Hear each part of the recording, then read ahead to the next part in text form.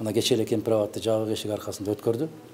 Мен ошол жерде түздөн түз катышкан киши катарында айтайын, бир эмес 2 жолу трибунага чыгып сүйлөшкө туура келди.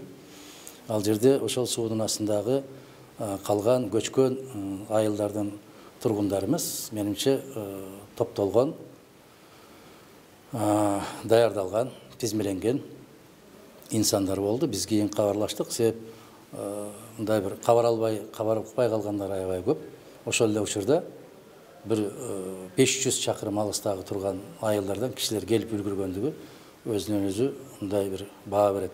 Эл жөндөн жөн нааразычылык билдирип аткан жок. Эл ошону көрүп турду. Өзгөн районунан чыккан бир башы көрүнгөн бир да чиновник калбаптыр. Башка областта губернатор болуп жүргөн азаматтар, азаматтардын аппараттарында иштеп аткан азаматтар бүтүндөй эле баары көчүп барып алыптыр. Андан кийин ал кандай деңгээлде өтөбүр андан сиздерге белгилүү да. Ошо бүт баары даярдалган, бүт баары мындайча айтканда спектакль да. Агай, Кемпир Абадтын тагдыры кандай болуп турган? Кемпир Абадтын тагдыры мен кече кайрылганда айттым, эл чечиш керек. Эгерде ошол жерде 5 айыл өкмөттүн эли, бул 5 айыл өкмөттүн эли деп эле аларга таштап койбостон, бул кыргыз мамлекетинин тагдыры. Эгерде эл булар кандай чечкен болсо, ошого макулбуз деп отура берген болсо, анда отура беришиз.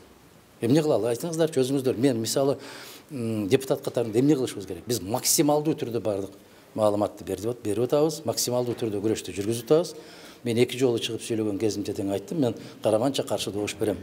Мына Турдакан Усубалиевдин Алтындан кымбат суу деген китебинде керемет жерлер жазылып кеткен. Дал ошол Кемпир Абад боюнча. Азыр ошолорду көбөйтүп мындай бир беребиз депутаттарга. Аны окугандан кийин бир аз ойгонобойбу, инсап берсин деп турабыз да.